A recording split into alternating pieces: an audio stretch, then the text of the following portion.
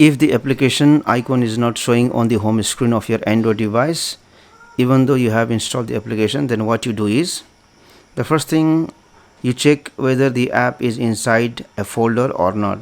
For example, if you see, if I open this folder, there are 2 applications.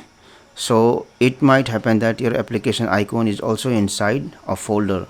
In that case, you can just drag the application icon outside of the folder and put it on the home screen of your device. The other thing that can happen is you might have hidden the application icon from the home screen.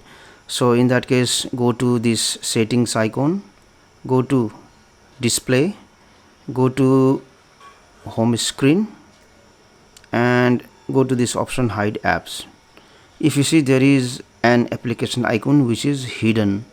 The minus sign on the left side indicates that the application is hidden from the home screen. So what you do, tap on this minus sign and remove it, and then apply.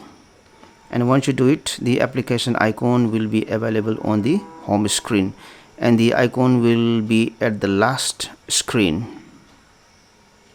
This is the one which was hidden.